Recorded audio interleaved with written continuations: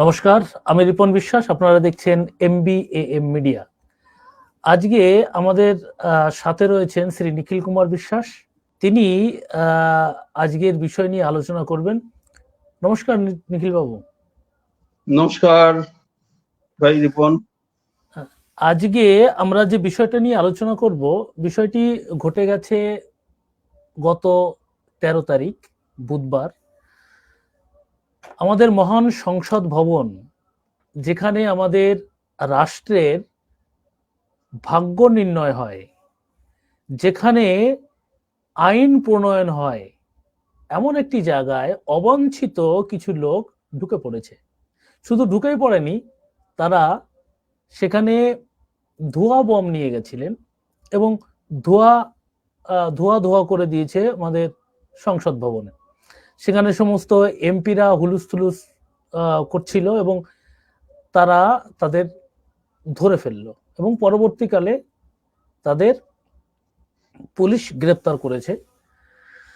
বিষয়টা হলো, একটা সংসদ ভবন যেখানে এমপিরা রয়েছে, সেখানে একটা অবাঞ্ছিত লোক ঢুকলো কি করে, সেটা একটা বড় প্রশ্ন।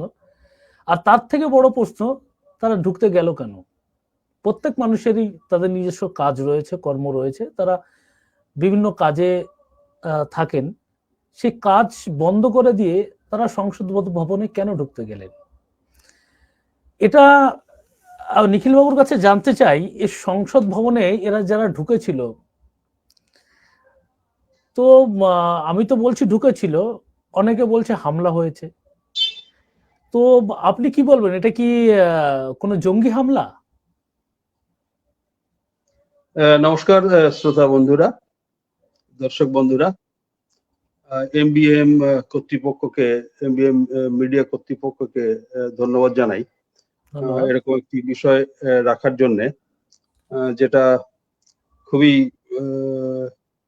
উদ্বেগের বিষয় একদিকে, আরেকদিকে চিন্তার মননেরও বিষয়, যে এরকম কেন ঘটলো। ভাই যেটা প্রশ্ন করেছেন রিপন, এটা জঙ্গি হামলা কিনা একটা মূল প্রশ্ন।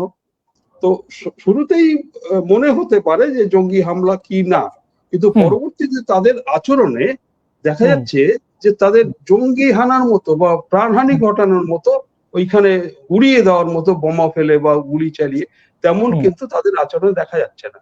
আবার বাইরে ওই সময় কিছুক্ষণ আগে আরো দুইজন, তারাও কিন্তু ওই রঙিন ধোঁয়া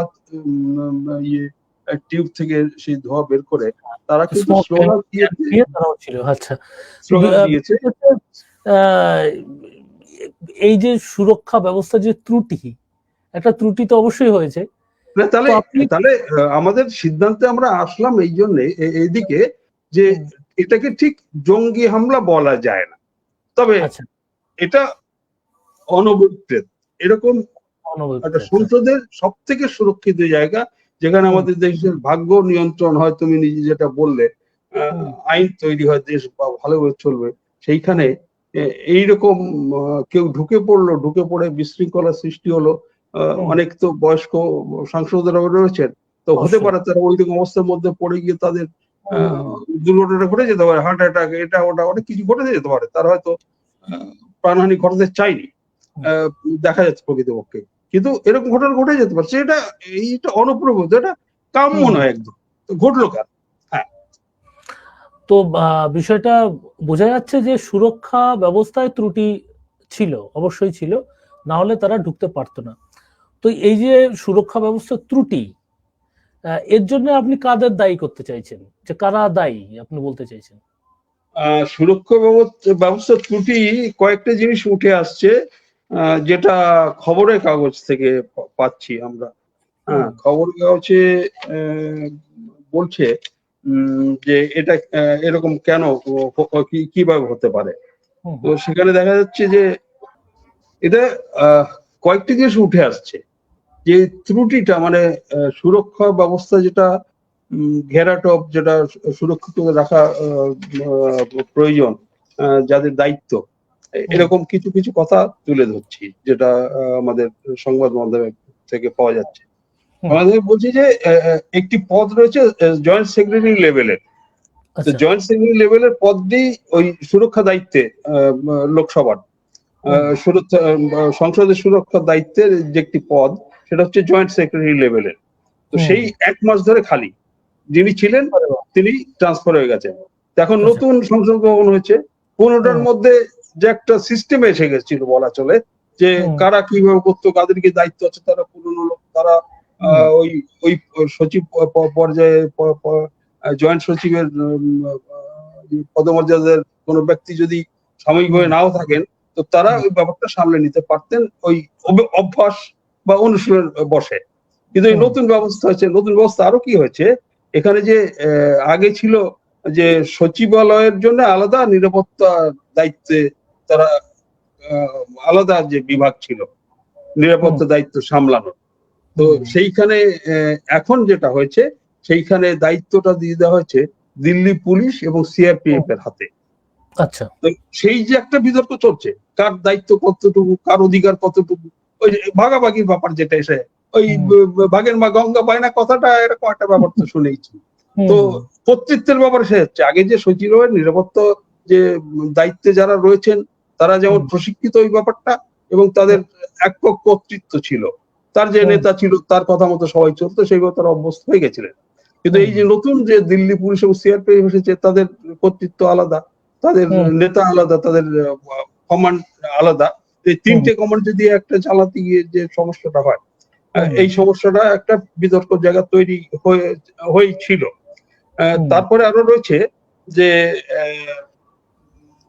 ওই এই যে আরেকটা ব্যাপার, ভয়ানক যে জায়গাটা, সেটা হচ্ছে যে লোকসভার যে নিরাপত্তা দায়িত্ব, যে সেটা হচ্ছে ডেপুটি স্পিকারের কাছে থাকে। লোকসভার দায়িত্ব ডেপুটি স্পিকার দেখেন, নিরাপত্তা দায়িত্ব। ডেপুটি স্পিকার যদি কোনো জায়গায় ত্রুটি বিচ্যুতি মনে হয়, সেটা তিনি স্পিকারকে জানান। তো স্পিকারকে জানালে সেটা আরো সমাধান হয়ে যায়। কিন্তু এই মোদি জমানার 2019-এর নির্বাচনের পরে ডেপুটি স্পিকার হিসাবে আর কাউকে রাখা হয়নি, একমাত্র স্পিকার। আমাদের এখন স্পিকার যিনি রয়েছেন, তো তিনি একমাত্র সর্বেসর্বা, তার ডেপুটি নেই, তার অধস্তন বলে কিছু নেই। এটার পিছনে একটা কারণ অনেকে তুলে ধরছেন, যে আমাদের প্রথাগতভাবে কনভেনশনালি যে ডেপুটি স্পিকার পদ দেওয়া তো মেন অপোজিশন পার্টির কোন নেতাকে ডেপুটি স্পিকার করে তাকে বসানো, যাতে ভারসাম্য বজায় থাকে। আমাদের যে সংসদীয় গণতন্ত্র, সেটা অপোজিশনের মানে বিরোধীদের একটা বড় ভূমিকা থাকে চালানোর। সেইভাবে এটা কনভেনশন সৃষ্টি হয়েছিল একটা নির্দিষ্ট 10ম লোকসভার পরে থেকে এটা শুরু হয়েছিল, যে ডেপুটি স্পিকার পদটি দেওয়া হবে প্রধান বিরোধী দলের নেতৃত্ব, তাদের থেকে নির্বাচিত হওয়ার সুযোগ তাদের দেওয়া হবে। তারা কাকে নির্বাচিত করবেন সেই অনুযায়ী একটা কনসেনসাস মতো তৈরি হয়ে গেছিল।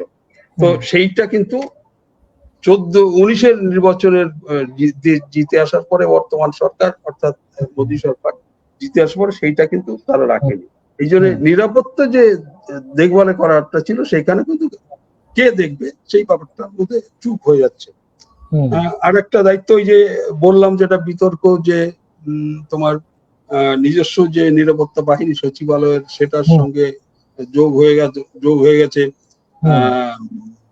দিল্লি পুলিশ এবং সিআরপিএফ এর, সেই নিয়ে যে টানাপোড়েন। এবং আরেকটা হচ্ছে যে তোমার কতজন 126টা পদ নিরাপত্তার দায়িত্বে, যে সচিবালয়ের নিরাপত্তা নিজস্ব বাহিনী যেটা, তার 126টি পদ খালি। তাহলে বুঝতে পারছো, ওই সচিবালয় সবকিছুর নিরাপত্তা না, সচিবালয়ের নিরাপত্তাটুকু দেখার জন্য সেইখানে নিজস্ব বাহিনী 126টা পদ খালি। তাহলে যে কয়জন থাকা দরকার, ওখানে তো খুব বেশি হবে না, 10-5 হাজার তো নিরাপত্তা বাহিনী হবে না ওই সচিবালয় দেখার জন্য। তাহলে সেখানে 126টা পদ যদি খালি হয়, তাহলে দেখা যাচ্ছে যে নিরাপত্তার দিকটা কিন্তু নেগলেক্টেড হয়েছে প্রচুর। সরকারের দায়িত্ব সরকার এড়াতে পারে না, এইভাবে এটা বোঝা গেল যে নিরাপত্তার ত্রুটি আসলে হচ্ছে পদগুলো খালি রাখা, যেটা আপনি বোঝাতে চাইছেন যে পদগুলো যে দায়িত্ব, কাজের দায়িত্ব যারা ভাগাভাগি করে নেবেন সে ভাগ করার লোকই নেই, মানে দায়িত্ব নেওয়ার লোকই নেই। তো সেজন্য একটা সমস্যা এখানে দেখা দিয়েছে, সুরক্ষার ত্রুটি। কিন্তু আমি এখানে আরেক খালিটা যে পদ খালি রয়েছে এমনটা খালি নয়, এই যে যেমন একটা বাহিনীর জায়গায় আরো দুটো বাহিনী এসে গেছে, তারা কিন্তু স্বতন্ত্র বাহিনী, দিল্লি পুলিশ এবং সিআরপিএফ। তো তার কর্তৃত্বের ব্যাপারে সমস্যা দেখা দিয়েছে। আর দ্বিতীয় আরেকটা সব থেকে বড় যেটা, ডেপুটি স্পিকার যার কাছে, যার হাতে এইটা স্পেসিফিক ভাবে তার দায়িত্বটা, তা তিনি দেখতেন নিরাপত্তার দিকটা। তো যেহেতু সেই ডেপুটি স্পিকার নেই, সেইখানে কিন্তু আরো বড় ঘাটতি হয়ে গেছে। আজ কেন নেই সেটা তো যারা যোদ্ধা মহল বা রাজনীতি সম্বন্ধে যাদের ধারণা আছে তারা এইটা বলছে যে মোদী সরকারের যে বিরোধীদের সম্মান না দেওয়া, বিরোধীদের মানে আমাদের যে ফেডারাল স্ট্রাকচার সেইটা মেনে না চলার, এক না মানে সবকিছু এক নির্দেশে চলবে, একজন নির্দেশে চলবে, এই মনোভাবের ফলে ডেপুটি স্পিকার বসানো হয়নি। যেহেতু বসাতে গেলে বিরোধী পক্ষের থেকে বসাতে হতো, আর বিরোধী পক্ষ এখন মেন হচ্ছে কংগ্রেস, এবং কংগ্রেস মুক্ত ভারত করতে চাইছেন বর্তমান সরকার। তো তাদের যদি বসাতে হয় সেই জন্য সেই প্রথাটাই তারা তুলে দিয়েছেন, কোন পদেই আর থাকছেন ডেপুটি স্পিকার। সেই একটা বড়, কিন্তু এটা এর ভিতরে আমি আরেকটা ঘটনার উল্লেখ করি। বিষয়টা যে 5 জন গ্রেপ্তার হয়েছে আর কয়েকজন গ্রেপ্তার হয়নি। এই যে গ্রেপ্তার না হওয়ার ভিতরে একজন রয়েছে যিনি এই যে প্রথম যে ঘটনাটা ঘটলো, ওরা ভিতরে ঢুকলো, তার ভিডিও করেছিল, এবং ভিডিও করে প্রথম সেই ভিডিওটা পাঠায় নীলাক্ষ আইচকে, মানে ওখানকার, নীলাক্ষ আইচ, তাকে প্রথম পাঠানো হয়। তার মানে ওখানকার যে ঘটনা, সেই ঘটনা ভিডিও করে প্রথম কোথায় পাঠানো হলো নীলাক্ষ আইচকে। সে কোথায় থাকে? সে থাকে কলকাতায়। এবার নীলাক্ষ আইচ হচ্ছে একজন এনজিও কর্মী। সে এনজিও কর্মী কোথায় কাজ করে? যারা কাজ করে হচ্ছে বাঁকুড়া, ঝাড়গ্রাম ইত্যাদি যে প্রত্যন্ত এলাকা, সেখানকার সাধারণ মানুষের উন্নয়নের জন্য তারা কাজ করে। এদিকে আরেকটা জিনিস লক্ষণীয়, যে যারা যারা এই সমস্ত ঘটনার সঙ্গে যুক্ত রয়েছে, তারা প্রত্যেকেই কোনো না কোনো এনজিওর সঙ্গে তারা যুক্ত, এবং সাধারণ লোকের উন্নয়নের জন্য তারা কাজ করে। তার মানে আপনি ঠিকই বলেছেন যে সংসদে যারা ঢুকেছে এরা জঙ্গি নয়। তাহলে এই যে এনজিও কর্মীগুলো, এরা সংসদে ঢুকে এরা আদৌ চাইছে কি? কেন তারা সংসদে ঢুকলো? অন্যান্য জায়গা তো রয়েছে। প্রথমে আমি একটু পরিচয় দিয়ে দিই। এরা বলছে যে এরা 6 জন। 6 জনের একজন হচ্ছে সাগর শর্মা, 32 বছর মতো বয়স এবং বাড়ি লখনৌতে। তারপরে রয়েছে ডি মনোরঞ্জন, হচ্ছে মহীশূরে যে সাংসদের সুপারিশ পেয়েছিল, রেকমেন্ডেশন, প্রতাপ সিমহা, সেই কনস্টিটিউয়েন্সির ডি মনোরঞ্জন। আর ডি মনোরঞ্জনের বাবার সঙ্গে ওই বিধায়কের সাংসদের ভালো সম্পর্ক রয়েছে, এবং প্রতিপত্তিশালীও বলা হয়েছে ডি মনোরঞ্জনের বাবা। তো উনি হচ্ছেন বয়স 35 বছর মতো বয়স, মানে কম্পিউটার টেকনোলজি ইঞ্জিনিয়ার। এবং নীলাম আজাদ একজন, তিনি হরিয়ানার জিন্দের মহিলা। ওনার মানে এত বেশি যে ডিগ্রি, আমি একটু পড়ে শোনাচ্ছি বেশ কয়েকটি: MA, BEd, MEd, আমি মানে বলতে গিয়ে হাওড়ে যাচ্ছি, CTET, MPhil এবং নেট ক্লিয়ার করেছেন নীলাম আজাদ। একজন হচ্ছেন অমল সিন্ধে। যারা কেউ ভিতরে দুজন ছিলেন সাগর আর ডি মনোরঞ্জন, আর বাইরে ছিলেন নীলম আজাদ এবং অমল সিন্ধে, বয়স 25 বছর মতো, মহারাষ্ট্রের লাটুরে বাড়ি। আর একজন হচ্ছে বিক্রম ওরফে ভিকি শর্মা। ভিকি শর্মা 40 বছর মতো বয়স, বাড়ি হরিয়ানার গুরুগ্রাম। তো এই ভিকি শর্মার বাড়িতে এই 5 জন ছিলেন ঘটনার আগের দিনকে। আর হচ্ছে ললিত ঝা, তার বয়স 38 বছর মতো, তার বাড়ি বিহারে। যেটা তুই বলছো যে কলকাতা যোগ রয়েছে, কলকাতা তার বাসা রয়েছে, বাসা ভাড়া নেওয়া বড় বাজার অঞ্চলে, তিনি ওখানে প্রাইভেট টিউশন করতেন। এটা আমাদের সংবাদদাতারা দিচ্ছেন। তো তারা এই গ্রেপ্তার কিন্তু সবাই হয়ে গেছে।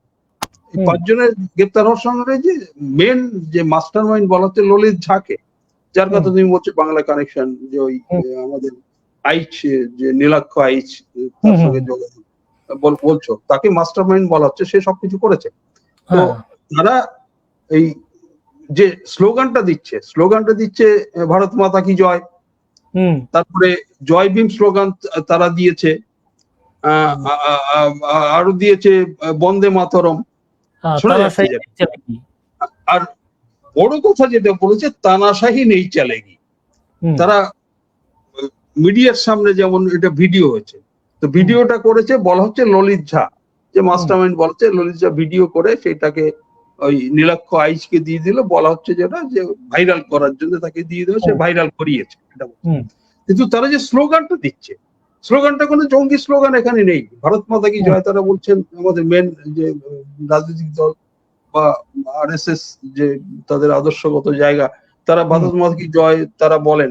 তো ভারত মাতা কি জয় বলে দেশমাতৃকার সন্তান, একবারে দেশপ্রেমের পরাকাষ্ঠা হয়ে যায় ভারত মাতা কি জয় বললে। তো ভারত মাতা কি জয় বলছেন, তারা জয় ভীমও বলছেন, বাবা সাহেব ডক্টর বি.আর. আম্বেদকরের তারা হচ্ছে। আবার শোনা যাচ্ছে যে তারা বন্দে মাতরমও বলেছেন, বন্দে মাতরম জাতীয় সঙ্গীত। তারপরে তানাশাহি নেই চলেগি। এবং তারা পরবর্তী যে বক্তব্য দিচ্ছেন যে আমাদের দেশে যে বেরোজগারি হয়েছে, আমাদের চাকরি বাকরি নেই, মূল্যবৃদ্ধি, মণিপুরে যে ঘটনা ঘটেছে, তারপরে মোদী সরকার যে আস্তে আস্তে বিভিন্ন যে দপ্তরগুলো রয়েছে, ডিপার্টমেন্ট রয়েছে, ইলেকশন কমিশন ইত্যাদি, তাদের যে কবজা করে ফেলছে, এই কবজা করে ফেলছে, এবং তাদের মনে হচ্ছে মোদী গভর্নমেন্টকে একনায়কতান্ত্রিক মনোভাব বলে তাদের মনে হচ্ছে। এটা তারা বলছেন, এইটা আমরা সহ্য করতে পারিনি। আমরা বিভিন্ন আমরা চেষ্টা করেছি এর প্রতিবাদ করার, কিন্তু প্রতিবাদ করতে গেলে আমাদের পুলিশের লাঠি মারছে, আমাদের লাঠি ভেঙে দিচ্ছে, আমাদের করতে দেওয়া হচ্ছে না। এই জন্য আমাদের কাছে আর কোনো এই রাস্তা খোলা ছিল না।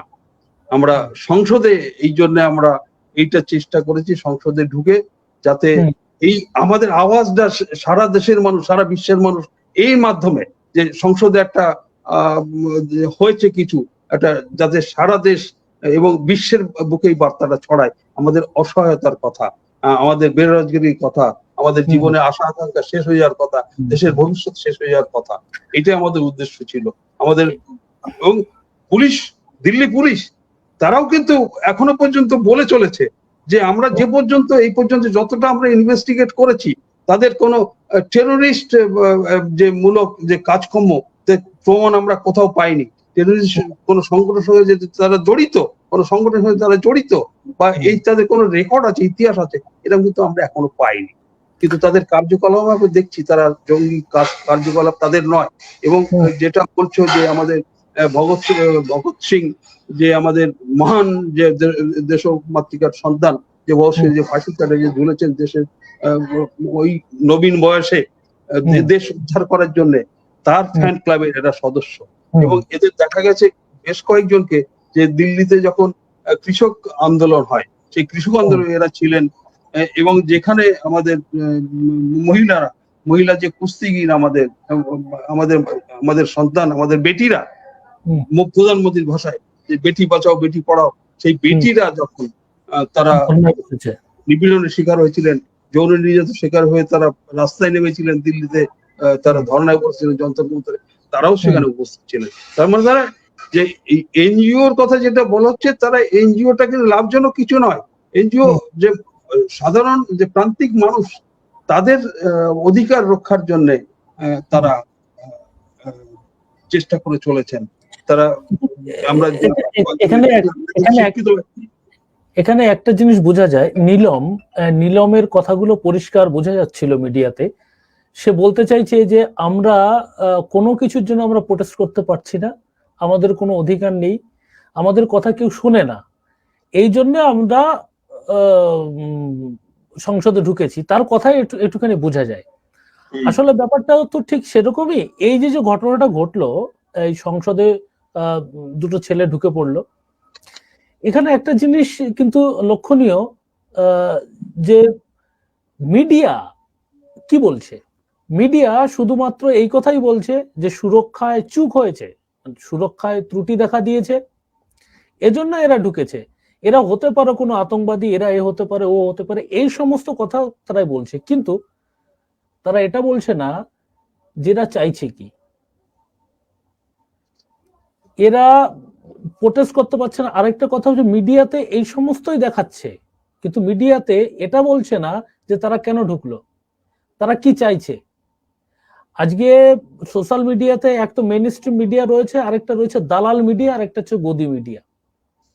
দালাল মিডিয়া বলতে যাচ্ছে যে এটা বিজেপির দোষ, আবার যে গদি মিডিয়া তারা বলছে না অমুকের দোষ, এই পার্টির দোষ ওই পার্টির দোষ দেখাচ্ছে। কিন্তু আসলে যে সাধারণ মানুষ বঞ্চিত হচ্ছে, সাধারণ মানুষের আওয়াজটাকে বন্ধ করে দেওয়া হচ্ছে, সেটাই বলছে না। তো ঠিকই বলেছে, একেবারে ঠিক বলেছো যে হ্যাঁ, নিরাপত্তার যে ত্রুটি হয়েছে এটা তো অস্বীকার করা যাবে না, এটা স্বীকার করতেই হবে। কিন্তু তারা ঢুকে তারা কি বলছেন তারা তো ভালো করেই জানে যে আমি এমন একটি জায়গায় ঢুকছি, আমি যতই ভালো আমার দেশের প্রতি আমার ভগৎ সিং এর মতো আমার আত্মত্যাগ করতে যাচ্ছি।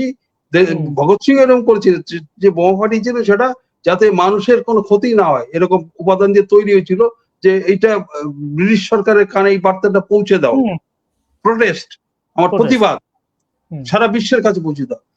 এদেরও সেই ইচ্ছেটা তাই, এরা ভালো করেই জানে যে আমার ভবিষ্যৎ অন্ধকার, এই যে আমি এটা করছি এরপরে আমি হয়তো আর মুক্ত আলো বাতাস আমি হয়তো আর ভোগ করতে পারবো না, জীবনের হয়তো বেঁচে থাকতে হয়তো পারবো, কিন্তু হয়তো গরাদের অন্তরালে থাকতে হবে, বা আমার যে সুনাম যদি কিছু অর্জন করে থাকি, শিক্ষা দীক্ষা, আমার ভালো ব্যবহার, মানুষের প্রতি আমার ভাব ভালোবাসা, সব আমি হারাবো, সব গৌরব আমি হারাবো, বদনামের ভাগী হব। তৎসত্ত্বেও তারা করলেন। এইটা তুলে ধরার প্রয়োজন ছিল অন্তত একটি অংশের। একটি অংশ তো তারা বদনাম করার চেষ্টা করবে। আমরা আজকে ভগৎ সিংকে মনে রাখছি, নেতাজি সুভাষচন্দ্রকে মনে করছি, তাদের সম্মানের আসনে বসাচ্ছি। কেন বসাচ্ছি? আমাদের চোখে তারা সম্মানের, কিন্তু ব্রিটিশদের সামনে তো তারা টেররিস্ট ছিল, ব্রিটিশ তাদের তো টেররিস্ট বলেছে, কিন্তু আমাদের দেশের জন্য তারা করেছেন আমরা বলছি আজকে। তাহলে আজকে যদি দেশের অবস্থার বিরুদ্ধে তারা কথা বলেন, বেরোজগারি সম্বন্ধে কথা বলেন, মূল্যবৃদ্ধি, যে নিপীড়ন চলছে, নারীদের উপরে নিপীড়ন চলছে, দলিতদের উপরে যে নিপীড়ন চলছে, সংখ্যার উপরে যে নিপীড়ন চলছে, তানাশাহি চলছে, একমাত্র স্বেচ্ছাচার চলছে, তার বিরুদ্ধে যদি কথা বলে থাকেন, তারা বলেছেন যেটা প্রমাণ, সেই কথাগুলো উঠে আসছিল, যে তার জন্য যে সেই দিকটা নজর দিক সরকার। তারা যে নিজেদের ভবিষ্যতের ঝুঁকি নিয়ে যেটা তারা করেছেন, তারা টেররিস্ট তারা করেননি, এটা পরিষ্কার হয়ে গেছে। হ্যাঁ, যদিও আমাদের চোখে এটা অপরাধ, তারা যেটা করেছে অপরাধ করেছে, কিন্তু তারা টেররিস্ট নন। দেশকে আমাদের কোন সাংসদকে মারার জন্য, কাউকে মারার জন্য তারা এটা করেননি। তাহলে যে জন্য করেছেন সেই দিকটাও আলোচনায় তুলে আনা উচিত ছিল, সেই দিকটা যাতে সমাধান করা যায়, সেদিক থেকে সরে এসে, যেটা যদি খারাপ হয় অবশ্যই খারাপ, সেটা সরে এসে ব্যবস্থাটা উচিত ছিল। তার জন্যই আমরা রয়েছি। সাধারণ লোককে আসল ঘটনার গভীরে আমরা নিয়ে যেতে চাই। আমরা ওই উপরে উপরে তাদের বিরোধিতা করলাম বা কারো প্রশংসা করলাম তাই শুধু নয়, আমরা চাইছি আসল জিনিসটা বেরিয়ে আসুক, যেটা মেইন স্ট্রিম মিডিয়া হোক বা দালাল মিডিয়া এবং গদি মিডিয়া উভয়ই হোক, এরা কেউ কথা বলছে না, একে অপরের দোষ দিচ্ছে। কেউ বিজেপির দোষ দিচ্ছে, কেউ কংগ্রেসের দোষ দিচ্ছে, কেউ তৃণমূলের সূত্র ধরে নিয়ে আসছে। কিন্তু বিষয়টা তো তা নয়। বিষয়টা হচ্ছে আমাদের ভারতবর্ষের বর্তমানে যে সমস্যাগুলো চলছে, সেই সমস্যাগুলো নিয়ে কোনো মিডিয়া আওয়াজ তুলছে না।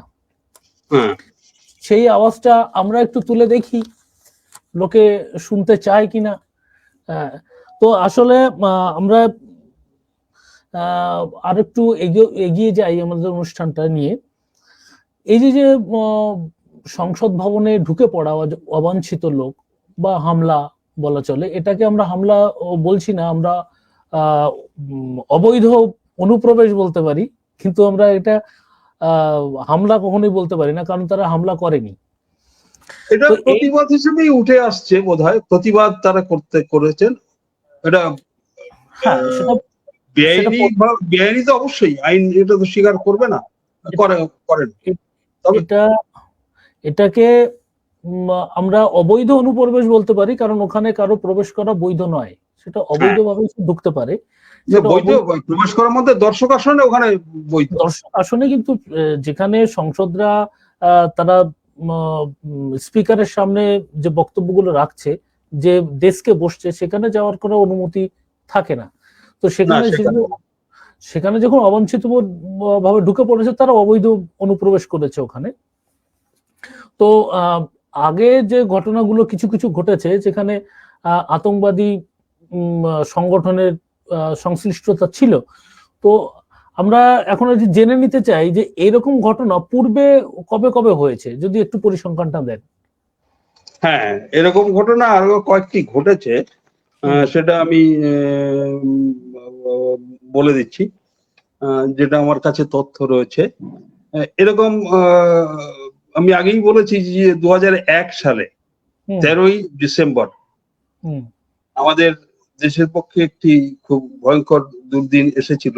ওই দিনকেই বেলা প্রায় 11:40 হঠাৎ করে একটি গাড়ি আসছে, তাতে স্বরাষ্ট্রমন্ত্রী স্টিকার লাগানো, ওই কাছে সামনে উইন্ডস্ক্রিন লাগানো থাকে, তাইতে দেখে মোটামুটি বুঝে নেওয়া যায়, আমাদের যারা দায়িত্বে রয়েছেন, সিকিউরিটির দায়িত্বে, তারা দেখে বুঝতে পারেন যে এটা অমুকের বা অমুক অনুমতি প্রাপ্ত ইত্যাদি। সেখানে স্বরাষ্ট্রমন্ত্রী স্টিকার রয়েছে, একটি গাড়ি ঢুকছে সংসদ চত্বরে গেটে। তো এটা ঠিক ওই 13 তারিখে, 13ই ডিসেম্বর 2001 সালে। তো নিরাপত্তা রক্ষীদের একটু সন্দেহ লাগে, তখন কিছু প্রশ্ন তাদের জিজ্ঞেস করতেই ওরা কিন্তু গুলি চালাতে শুরু করে। তখন সেই গুলির লড়াইয়ে আমাদের নিরাপত্তার যারা দায়িত্বে ছিলেন ওই গেটের আশেপাশে, তারা পজিশন নিতে নিতে গুলির লড়াইয়ে 9 জন আমাদের শহীদ হয়ে যান। আমাদের দেশের মায়ের সন্তান, তারা 9 জন শহীদ হয়ে যান। তারা 5 জন জঙ্গি। তারা বলছেন যে জয়সি মোহাম্মদ এবং লস্করি তৈবা, এদের পাকিস্তানের মদতপুষ্ট বলা হচ্ছে যে দুটো জঙ্গি সংগঠন, তার সদস্য এরা 5 জন, এরা ছিলেন, হামলা চালিয়েছেন। এবারে কি হলো যে ওই সময় একটা ঘটনা উঠে আসছে আজকে, যে তখন বিরোধী দলনেত্রী ছিলেন সোনিয়া গান্ধী। সোনিয়া গান্ধী ওই ঘটনার পরে তৎকালীন প্রধানমন্ত্রী বাজপেয়ীকে জিজ্ঞেস করেন, আপনি ভালো আছেন তো? যে ওরা কিন্তু সংসদে ঢুকতে পারেনি, ওই 5 জন যে জঙ্গি, ওরা সংসদে ঢুকতে পারেনি। ওই গেটের আশেপাশে আমাদের নিরাপত্তা রক্ষীরা, যদিও নিজেদের জীবন গেছে 9 জন, কিন্তু ওদের ওখানে আটকে দিতে পেরেছেন। তো তখন আমাদের যে তৎকালীন স্বরাষ্ট্রমন্ত্রী ছিলেন, লালকৃষ্ণ আদবানি, তো উনি এই খবরটা দিলেন যে লস্করি তৈবা বা জয়সি মোহাম্মদের এরা হামলা করেছে, এবং এটা একটা হয়েছিল। কিন্তু সেই সময়টা ইয়েটা দেখো, সম্পর্কটা দেখো, বিরোধী দলনেত্রী তখন খোঁজ খবর নিচ্ছেন, প্রধানমন্ত্রী স্বরাষ্ট্রমন্ত্রী তারা জানিয়ে দিচ্ছে যে এই ঘটনা আমাদের আপাতত আমাদের কাছে খবর রয়েছে। সম্পর্কটা এখন কোথায় গিয়ে তলানিতে এসেছে, সেটা আরো বোঝা যাবে একটু করে। তো আমি আরেকটা ঘটনা বলি যে আমাদের স্বাধীন হওয়ার আগে দেশ, যে আমাদের ভগৎ সিং বটুকেশ্বর দত্ত, তারা 1929 সালের 8ই এপ্রিল তারা এরকম সংসদ ভবন, তখন পুরনো সংসদ ভবন ছিল যেটাকে সেন্ট্রাল লেজিসলেটিভ অ্যাসেম্বলি বলা হতো, সেই যেটাকে এখন ছেড়ে আসা হয়েছে নতুন ভবনে, সেই পুরনো ভবনে তারা কিন্তু ওই বোমা নিয়ে তারা পাঠিয়েছিলেন বোমা। এই বোমার মধ্যে কিন্তু ক্ষতিকর কোনো পদার্থ ব্যবহার হয়নি এবং তাতে মানুষ মারা যাক এইটা কিন্তু তারা চাননি। তারা চেয়েছিলেন ওই মানুষের বিবেক জাগ্রত করার জন্য, ব্রিটিশদের মূলত বিবেক জাগ্রত করার জন্য, এটা বার্তাটা সারা বিশ্বে দেওয়ার জন্য যে ভারতীয়দের সঙ্গে যা করছে ব্রিটিশরা, তাদের আমাদের দেশে এসে আমাদের পদানত করে সেটা অমানবিক কাজ করছে, সেটা জগৎ সংসারকে জানানোর জন্য, সেই জন্য তারা মানুষ মারার জন্য চেষ্টা করেনি। আরেকটা হচ্ছে তোমার 2014 সালের লোকসভা নির্বাচনের আগে আরেকটা খবর যেটা পাওয়া যাচ্ছে, সেটা তেলেঙ্গানা রাজ্য গঠনের বিল পাশের সময় ওই বাধা এসেছিল, অন্ধ্রপ্রদেশ ভেঙে তেলেঙ্গানা রাজ্য করার। একদিকে তারা তেলেঙ্গানার ওই দিকটা মানুষ, তারা তেলেঙ্গানা রাষ্ট্র অন্ধ্রপ্রদেশ থেকে আলাদা হয়ে, আর যারা অন্ধ্রপ্রদেশের সমর্থক তারা বিরোধিতা করছিল স্বাভাবিকভাবে। তো সেই সময় যে কংগ্রেস একজন MLA, mind it, Congress MLA Rajagopal বলে, রাজাগোপাল তার নাম, তিনি তেলেঙ্গানার ভাগের বিরোধী। সেই কংগ্রেস এমএলএ তিনি সংসদ ভবনে গোলমরিচ স্প্রে বলে একটা তীব্র ঝাঁঝালো গোলমরিচ, সেই ওই ক্যানের মধ্যে, ওই ক্যান, সেইটা কিন্তু স্প্রে তিনি করেছিলেন সেই সময়, রাসায়নিক স্প্রে, সেই লোকসভার মধ্যে, এবং একজন কংগ্রেস এমএলএ, তেলেঙ্গানা ভাগের বিরোধী তিনি ছিলেন, সেটা জানানোর জন্য, বিরোধিতা জানানোর জন্য। আরেকটা হয়েছিল উত্তরপ্রদেশ ভেঙে যখন উত্তরাঞ্চল তৈরি হয়, উত্তরাঞ্চল, তখন উত্তরাঞ্চল তৈরির সময় এক ব্যক্তি সেই দর্শক আসন থেকে ঝাঁপিয়ে পড়েছিলেন ওই লোকসভার মধ্যে। কিন্তু সেই সময় দেখা যাচ্ছে এখনকার যে হাইট, এখন ওই দর্শক আসনের যে হাইট, সেটা তখন পুরনো ভবনে, সেটা পুরনো ভবন ছিল তখন সংসদ ভবন, সেটা হাইট কিন্তু তখন বেশি ছিল। তো তার মানে তখন যখন লাফিয়ে পড়েছে, তারপর লাফিয়ে পড়ে আর তিনি আর তার বাকি আর কিছু করতে পারেনি, তখন হয়তো পায়ে লেগে ওইখানেই হয়তো সে। তো এরকম কয়েকটি ঘটনা রয়েছে যে সংসদে আগে এরকম ঘটেছে। তো এটা নতুন নয়, কিন্তু তার পরিপ্রেক্ষিতটা আমাদের জঙ্গি হামলা যেটা হলো 5 জনের, আমাদের যেটা সংসদ চত্বরে তারা গেটে করেছেন, ভিতরে ঢুকতে পারেননি, আর ভিতরে যে কটা হয়েছে আমরা যেটা পেলাম, সেটা একটা নির্দিষ্ট বার্তা দেওয়ার জন্য, তাদের জঙ্গি কিন্তু বলা যাবে না। যাই হোক, তাহলে বোঝা গেল যে এরা জনগণের অ্যাট্রাকশন নেওয়ার জন্য কাজটা করেছে, এবং জনগণ যেন বুঝতে পারে যে তারা কি জন্যে ওখানে গেল এবং তাদের বক্তব্যটা কি। ওরা চেয়েছিল যেন মিডিয়া সে কথা লোককে বলে যে এরা ঢুকেছিল আসলে বর্তমানে যে স্বৈরতন্ত্র সরকার চলছে, যেভাবে অন্ধ মিডিয়া চলছে, ভক্ত মিডিয়া চলছে, দালাল মিডিয়া চলছে, এই সমস্তের বিরুদ্ধে, এবং কোথাও প্রোটেস্ট করতে গেলে সে প্রোটেস্টের উপরে অমানবিক হামলা চালানো হয়, অমানবিক নির্যাতন চালানো হয়। বর্তমানে আদিবাসী, দলিত, মহিলা কেউ সুরক্ষিত নয়, সবার উপরে হামলা হচ্ছে। বলছে রামরাজ্য তৈরি করবে, জানি না কেমন রামরাজ্য, কেমন, আমরা তো দেখিনি রামরাজ্য। কিন্তু রামরাজ্য যদি এরকম হয় তাহলে আমরা রামরাজ্য চাই না, আমরা রাবণ রাজ্য চাই। বিষয়টা হচ্ছে তারা এটাই জানাতে চাইছিল বোধহয়, তাই তারা সংসদে ঢুকেছিল। যাক, আমাদের আলোচনা, যে আমাদের সংসদে এই ঘটনা ঘটার পরে যে প্রতিক্রিয়া হচ্ছে যে বিভিন্ন সদস্যদের মধ্যে, তো এটা একটা নিরাপত্তার যে বিচ্যুতি ঘটেছে, নিরাপত্তার যে ব্রিচ হয়েছে, মানে নিরাপত্তার যে বিচ্যুতি, ত্রুটি, সেটা একটা বড় ব্যাপার। যে কিছু কিছু হয়ে যেতে পারতো, হয়তো ওরা আমাদের ঢুকেছিলেন, তারা বার্তা দেওয়ার জন্য ঢুকেছিলেন, যেভাবে ঢুকতে পেরেছে, যে এত বড় একটা নিরাপত্তা, সবথেকে নিরাপত্তার জায়গা হচ্ছে আমাদের সংসদ চত্বর, সংসদ ভবন, সেখানে যদি সত্যিকারের জঙ্গি ঢুকে পড়ে, তাহলে ঝুঁকে পড়তো তাহলে কি হতো? সেই নিরাপত্তার যে ত্রুটি বৃত্তি হলো, এর জন্য কারা দায়ী, এইটার জন্য আমাদের বিরোধী পক্ষ তারা চাইছিলেন এটা নিয়ে আলোচনা হোক, এবং স্বরাষ্ট্রমন্ত্রী আমাদের অমিত শাহ, মাননীয় অমিত শাহ, তিনি সম্বন্ধে বিবৃতি দিন যে কেন হয়েছে, কিভাবে হয়েছে, কি করা যায়, সরকারের মনোভাবটা জানার জন্য, এবং আলোচনা, সংসদে আলোচনার ভিত্তিতে আমরা সংসদ সমস্যা সমাধান করব। কিন্তু বিরোধী পক্ষর এই ইয়েটাকে সরকার পক্ষ একেবারে আমলি দিচ্ছেন। এই পরের দিনকে যখন এইরকম দাবি দাওয়া করা হচ্ছে যে আমরা বিবৃতি চাই স্বরাষ্ট্রমন্ত্রী এবং আমরা আলোচনা চাই সংসদে, আমাদের প্রধানমন্ত্রী সংসদ মানে স্বরাষ্ট্রমন্ত্রী তারা কিন্তু সংসদ ইয়েতে উপস্থিত ওই চত্বরে, অথচ তারা লোকসভায় আসেননি, রাজ্যসভায় আসেননি। এটা কিন্তু লোকসভায় রাজ্যসভায় দুই জায়গায় এরকম চাওয়া হচ্ছে, ডিমান্ড করা হচ্ছে। ডিমান্ড করতে গিয়ে যখন আমাদের স্পিকার এবং রাজ্যসভার যে পরিচালক ধনকর সাহেব, উপরাষ্ট্রপতি, চেয়ারম্যান, তারা একেবারেই আমল দিচ্ছেন না। তো আমল না দেওয়ার ফলে তাদের যে এই বিক্ষোভটা আরো বাড়ছে, সেটা বিক্ষোভটা সহ্য করতে পারছেন না সরকার পক্ষ। সর্বপক্ষ একেবারে না পেরে 15 জন সাংসদকে সাসপেন্ড করে দিয়েছে, এবং পুরো শীতকালীন অধিবেশনের জন্য। তারা একটা নিরাপত্তার যে বিচ্যুতি হয়েছে সেটা নিয়ে বিবৃতি দাবি করছে, আলোচনা দাবি করছে, সেটা সর্বপক্ষে মেনে নেওয়া উচিত ছিল।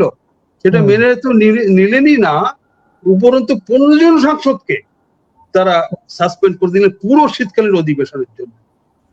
এবং এমনটি ঘটেছে 15 জন সাংসদের মধ্যে, এটা মানে এটা প্রতিহিংসা পরায়ণের দিকে যাচ্ছে, এটা বলতে বাধ্য করছেন বোধহয় সরকার পক্ষ। কারণ এই 15 জনের মধ্যে দেখা গেল একজন সাংসদ উপস্থিতই হননি, লোকসভায় তিনি আসেননি, তিনি ডিএমকে সাংসদ, তিনি চেন্নাইতে বসে রয়েছেন, অথচ তার নামও সাসপেনশন হয়ে গেল। এটা কত বড় মানে যেন ছক কষা রয়েছে যে অমুক দলের অমুক মানে জনকে আমরা সাসপেন্ড করে দেবো। সাসপেনশন করাটা যেন এখন একটা নতুন স্ট্র্যাটেজি হয়ে গেছে। তো আরো ভয়ঙ্কর কথা দেখো, যখন সংসদে বিবৃতি দাবি করা, আমাদের সংসদটা আমাদের নির্বাচিত করে আমরা সংসদে পাঠাচ্ছি কেন? দেশের ভালো মন্দ ঠিক করার জন্য। বিরোধীরা তারাও তো নির্বাচিত সদস্য, জনগণের রিপ্রেজেন্ট করছেন, তারা দাবি করছেন, তাদের সেই দাবিটা না মেনে তারা স্বরাষ্ট্রমন্ত্রী এলেন না, কোনো বিবৃতি দিলেন না, প্রধানমন্ত্রী আসছেন, কোনো বিবৃতি দিচ্ছেন না। উপরন্তু স্বরাষ্ট্রমন্ত্রী ইন্ডিয়া টুডে কনক্লেভ মানে ইন্ডিয়া টুডে গ্রুপের সঙ্গে তিনি ইন্টারভিউ দিচ্ছেন এই ব্যাপারে। ইন্টারভিউতে কি বলছেন? ইন্টারভিউ দিতে গিয়ে তিনি বলছেন যে আমি এই ত্রুটি বিচ্যুতি হয়েছে নিরাপত্তার, এটা আমি অস্বীকার করছি না, কিন্তু বিরোধীরা বিষয়টিকে রাজনীতি করছে। এই বিবৃতি দিচ্ছেন ইন্ডিয়া টুডে গোষ্ঠীর সাক্ষাৎকারে, অথচ সংসদে কিছু বলছেন না তিনি। সংসদে কিছু না বলে 15 জন সাংসদকে তারা সাসপেন্ড করে দিলেন। তাহলে সাসপেনশন করে এটা কি তারা চাইছেন যে কোনো বিরোধী স্বর আর না থাক, সংসদে কোনো বিরোধ করবে না, বাইরে কোনো বিরোধ হবে না, আমরা এটা করে যাবো? তো তুমি যে শেষ করে দিতে যাও, আর একটা বলে আমি শেষ করব। এই যে তারা যেটা চাইছেন যে মানে যে কোনো একটা কারণ দেখিয়ে একটা অছিলা তৈরি করে বিরোধীদের সাসপেন্ড করে দাও। তো আজকে যে প্রতাপ সিনহা যিনি সাংসদ, যার রিকমেন্ডেশনে এই সাগর এবং মনোরঞ্জনকে পাস দেওয়া হয়েছিল, তো এটা নিরাপত্তার জন্য ভয়ঙ্কর একটা নিরাপত্তার জন্য ত্রুটি। অনেকে প্রশ্ন তুলছেন, অনেক এমপিরা, অনেক বুদ্ধাজন, যে আমাদের মহামৈত্র তারকেও জাতীয় নিরাপত্তার কারণ দেখিয়ে তাকে সংসদ থেকে বের করে দেওয়া হয়েছে, সংসদ খারিজ করে দেওয়া হয়েছে। তাহলে এই যে প্রতাপ সিনহা, ইনি নাম পরিবর্তন করেছেন, ইনি আরএসএস এর একেবারে অতি ভক্ত, তো ইনি নাম মানে বানান পরিবর্তন করে এখন প্রতাপ সীমা হয়েছে।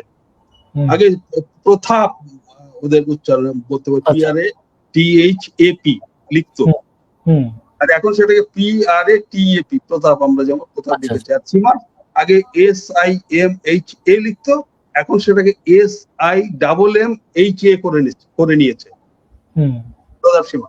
তাহলে তার বিরুদ্ধে হওয়া উচিত ছিল কারবার, যে সেটা ইনভেস্টিগেশন হওয়া উচিত ছিল, সে কেন দিল, তার বিরুদ্ধে ব্যবস্থা নেওয়া উচিত ছিল। তাহলে এটা করতো না, সে যদি রেকমেন্ড না করতো, সে নিজে পাস দেয় না, এমপিটা পাস দেয় না, কিন্তু রেকমেন্ড করলে সেই রেকমেন্ডেশন অনুযায়ী দেওয়া হয়। আর আরো কি হচ্ছে, নিরাপত্তারক্ষীরা বলছেন যে এই যে এত বেশি চাপ ভিজিটারদের, যে দর্শক মানে বিভিন্ন, যে বিশেষ করে যারা সরকার পক্ষের এমপি, তারা নিজেদের কনস্টিটিউশন থেকে বেশি বেশি মানুষকে নিয়ে আসছে, যে তোমাদের দেখিয়ে দিলাম সংসদ ভবন, এটা তোমরা জীবনে দেখতে পেতে না, কংগ্রেসরা তোমাদের দেখায়নি, আমরা দেখিয়ে দিচ্ছি। তাহলে বড় বড় সমর্থক হয়ে যাচ্ছে, চিরজীবন তারা সমর্থন করে যাবে। এই জন্য উত্তর তো বেড়ে যাচ্ছে, আমাদের সেটা সামলানো মুশকিল হয়ে যাচ্ছে। এবং তারা এটাও বলছেন যে আমরা যদি ভালো করে চেক করতে যাই, যেটা আমাদের করার কথা, ভালো চেক করতে যাই, তারা আমাদের হুমকি দিচ্ছে, সেই যারা দেখতে আসছে আত্মীয় স্বজন নাম করে, আমরা অমুকের, আমরা আত্মীয়, পাড়া প্রতিবেশী বা কনস্টিটিউয়েন্সি মানুষ এটা বলছেন আমরা আত্মীয়, সরাসরি হুমকি দিচ্ছে যে তুমি যদি বেশি আমার সঙ্গে করো তাহলে চাকরি খেয়ে নেবো, এই খবরে বেরিয়েছে। তাহলে এই যে করতে গিয়ে যে 15 জন সাংসদকে করা হলো, আর ওদের ইউপিতে ওই 6 জনের নামে কেস দেওয়া হয়েছে, ইউপিতে টেররিস্ট অ্যাক্টে, যেটা তো এটা ভয়ঙ্কর ব্যাপার। তো আমি আর একটা, যে মনীষ তিওয়ারি কংগ্রেসের নেতা, তিনি একটা যে কথা বলছেন, হিটলারের রাজত্বের সময় কি ঘটেছিল, তার সঙ্গে আমাদের মিল দেখতে পাচ্ছি, আমাদের দেশ যেদিকে এগিয়ে যাচ্ছে হিটলারের জমানার সঙ্গে মিল দেখতে পাচ্ছি। তুমি শেষ করে দিতে, তাহলে আমি এইটা বলে আমি বলুন। একটা মনীষ তিওয়ারি আজকেই আনন্দবাজার পেপারে বেরিয়েছে। তো উনি মনীষ তিওয়ারি, কংগ্রেসের নেতা মনীষ তিওয়ারি, উনি কি লিখছেন, আমি একবার হুবহু পড়ছি, যেটা আনন্দবাজার রয়েছে। উনি লিখছেন যে 1933 সালের 27শে ফেব্রুয়ারি রাইখস্ট্যাগ বলতো জার্মান পার্লামেন্টকে রাইখস্ট্যাগ বলা হয়। তো 1933 সালের 27শে ফেব্রুয়ারি রাইখস্ট্যাগে অগ্নিকাণ্ডের পর, মানে আগুন ধরিয়ে অগ্নিকাণ্ড হয়েছিল। তো পরবর্তীতে অনেকে বলেছেন যে ওইটা অগ্নিকাণ্ড করানো হয়েছিল একটা অছিলা তৈরি করার জন্য, একটা বাহানা তৈরি করার জন্য, যাতে পরবর্তী পদক্ষেপ নেওয়া যায়। পদক্ষেপ আমি পড়াশোনা হচ্ছে, যেটা মনীষ তিওয়ারি বলছেন, ওই অগ্নিকাণ্ডের পরে পদক্ষেপ কি নেওয়া হয়েছিল। অগ্নিকাণ্ডের পরে নাৎসিরা কমিউনিস্ট পার্টির সব এমপি কে গ্রেপ্তার করে এবং সোশ্যালিস্ট ডেমোক্রেটিক পার্টির এমপিদের সাসপেন্ড করে। অগ্নিকাণ্ড ঘটার পরে যে কমিউনিস্ট যে এমপিরা ছিল তাদের সবাইকে গ্রেপ্তার করা হলো, এবং Democratic party, socialist Democratic party যারা এমপি, তাদের সবাইকে সাসপেন্ড করা হলো। সাসপেন্ড করে যাতে বিনা বাধায় 23শে মার্চ, ওই বছরের 23শে মার্চ সেই আইন পাশ করাতে পারে, মানে হিটলার বাহিনী, নাৎসি বাহিনী সেই আইন পাশ করাতে পারে। কোন আইন? যে আইন পার্লামেন্টের সম্মতি ছাড়াই আইন প্রয়োগের ক্ষমতা, অর্থাৎ পার্লামেন্টের সম্মতি আর প্রয়োজন নেই, হিটলার যে আইন বানাতে চান। পার্লামেন্টে, যে জার্মানি পার্লামেন্টে 1933-এর 27শে ফেব্রুয়ারি অগ্নিকাণ্ড হয়েছিল, সেই অগ্নিকাণ্ডের অছিলায় যে কমিউনিস্ট পার্টির এমপি যারা ছিল সবাইকে গ্রেপ্তার করে, তাদের অভিযুক্ত করে, এবং যে সোশ্যালিস্ট ডেমোক্রেটিক পার্টির যে এমপি তাদের সবাইকে সাসপেন্ড করে দেওয়া হলো, কোনো বিরোধী এমপি রইল না। তখন আইন বানানো হলো যে হিটলারের আইন তৈরি করতে গিয়ে যা খুশি যে আইন করতে পারে, পার্লামেন্টের আর কোনো সম্মতির প্রয়োজন নেই। সেইটা ওদের যে এমপির সংখ্যা ছিল তাদের সম্মতিতে, তাদের ভোটে এই আইন পাশ হয়ে গেল। তাহলে কি ভয়ঙ্কর আইন তৈরি হলো, বুঝতে পারছো? যে যা খুশি আমি করতে পারবো, পার্লামেন্টের বা বিরোধীদের কোনো আর সে থাকলো না। এরপরে কি হলো, যে আইনের জেরে প্রথমে গণতন্ত্র ধ্বংস হয় জার্মানিতে, এবং পরে বিধ্বস্ত হয় জার্মানি। তাহলে বিরোধী এমপি একটা অগ্নিকাণ্ড ঘটিয়ে বিরোধী এমপি যারা ছিল কমিউনিস্ট এবং সোশ্যালিস্ট ডেমোক্রেটিক পার্টির সব গ্রেপ্তার করা হলো, কাউকে সাসপেন্ড করা হলো, কোনো বিরোধী এমপি আর রইল না। তখন হিটলার বাহিনী, নাৎসি বাহিনী, গেস্টাপো বাহিনী তারা এমন আইন তৈরি করলো যে আইন বলে তারা জার্মানির গণতন্ত্র ধ্বংস করে দিল। এবং জার্মানি তারপরে তো দেখতেই পাচ্ছি যে যা কিছু ঘটেছে সব আমরা জানি। তাহলে আজকে যে এই সাসপেনশন যে প্রবণতা আমরা দেখতে পাচ্ছি, কথায় কথায় সাসপেন্ড করা, এবং যে সাসপেনশন খালি বিরোধীদেরই ভুক্তভোগী হতে হচ্ছে। শাসক দলের এমপি যে রমেশ বিধুরির নাম আমরা জানি কিছুদিন আগে, যে ধর্ম উল্লেখ করে কোন একজন নির্বাচিত এমপিকে, সংখ্যালঘু মানুষ, তাকে ধর্মের নাম করে যেভাবে তাকে বলা হয়েছে পার্লামেন্টে, এটা তো জঘন্য ব্রিচ অফ যে পার্লামেন্টারি যে প্রসিডিওর রয়েছে তার বিরুদ্ধে চলে যায়। সেটা কিন্তু তার বিরুদ্ধে কোনো ব্যবস্থা নেওয়া হয়নি, খালি বিরোধীদের বের করে দেওয়া হচ্ছে। এটা একটা ভয়ঙ্কর প্রবণতা। কংগ্রেস সাংসদ, কংগ্রেস নেতা মনীষ তিওয়ারি, তার লেখা থেকেও যে কম্পারিজন আমরা দেখতে পেলাম, এটা নিয়ে যদি আমরা সতর্ক নই তাহলে এক সময় হয়তো সেই জার্মানি বা মুসলিনের ইটালি সেই দিনে আমরা প্রবেশ করব। এটা খুবই ভয়ঙ্কর একটা ব্যাপার উঠে আসলো যে এই বিরোধী শূন্য করে দিয়ে তারা হয়তো এমন কোন আইন প্রণয়ন করতে চায় যা দেশের বেশি সংখ্যক জনগণের বড় একটা সমস্যার কারণ হতে পারে। যাই হোক, রাজনীতির গভীরে অনেক কিছুই থাকে, অনেক কিছু ঘটনা ঘটানো হয়, কিন্তু এখানে আমরা আপাত দৃষ্টিতে যেটা দেখতে পাচ্ছি সেটা হচ্ছে এই যুবকেরা সংসদে ঢুকেছিল তার অ্যাট্রাকশন নেওয়ার জন্য, এবং তাদের যে বক্তব্য সেই বক্তব্য পেশ করার জন্য, যাতে লোকে বুঝতে পারে যে বর্তমানে যে ভারতবর্ষ একটা স্বৈরতন্ত্র সরকার চলছে, এটা যাতে বুঝতে পারে সেই জন্যই তারা ঢুকেছিল, এটা তাদের বক্তব্য অনুসারে। এবং আমরা রাজনৈতিকভাবে বিভিন্ন আঙ্গিকে আমরা সেটা বিশ্লেষণ করার চেষ্টা করলাম এতক্ষণ ধরে। তো আপনারা যারা এতক্ষণ ধরে আমাদের অনুষ্ঠানে দেখলেন, এটা জুড়ে দাও যে খালি আমরাই বলিনি, এটা দিল্লি পুলিশেরও ভাষণ তাই। এখনো তাদের সঙ্গে কোনো জঙ্গি কোনো সংগঠনের যোগাযোগ নেই, বা তাদের জঙ্গি যে কাজকর্ম এরকম তাদের ইতিহাস কিন্তু এখনো দিল্লি পুলিশ পায়নি। সেটা তারা ঘোষণা করেছে যে পায়নি। আমরা বিভিন্ন আঙ্গিক নিয়ে আলোচনা করছি, সেই আঙ্গিক গুলো বলার প্রেক্ষিতে আমাদের কিছু তথ্য প্রমাণ তো অবশ্যই দিতে হয়েছে। সেখানে দিল্লি পুলিশ এসছে, সেখানে যারা ওখানে ঢুকেছিল, যারা যে বয়ানগুলো দিয়েছে সেই সমস্ত নিয়েই আমরা আলোচনা করছি, এবং বিভিন্ন সংবাদ মাধ্যমে যেগুলো পাবলিশড হয়েছে সেগুলো নিয়েই আমরা বলছি। আমরা নিজের থেকে এক্সট্রা করে আর কিছু বলছি না। তবু আমরা বিভিন্ন আঙ্গিক নিয়ে আলোচনাটা এতক্ষণ করা হলো। যারা আমাদের এই আলোচনা থেকে আমাদের উৎসাহবর্ধন করছেন তাদের জন্য অসংখ্য অসংখ্য ধন্যবাদ, এবং নিখিল বাবু এতক্ষণ আমাদের সময় দিলেন তার জন্য MBAM মিডিয়ার তরফ থেকে আপনাকেও জানাই অসংখ্য ধন্যবাদ। এবং আমরা চাইবো আগামী দিনেও আপনি আসবেন এবং আমাদের যে বিষয়ভিত্তিক আলোচনা হয় সেই আলোচনা সমৃদ্ধ করবেন। আজকে বিদায় নিচ্ছি, আবার দেখা হবে শীঘ্রই একটা নতুন বিষয় নিয়ে। সমস্ত দর্শক মন্ডলীকে প্রণাম জানিয়ে এবং সবার মঙ্গল কামনা করে আজকের অনুষ্ঠান এখানে শেষ করছি। নমস্কার। নমস্কার, সবাই ভালো থাকবেন, সুস্থ থাকবেন।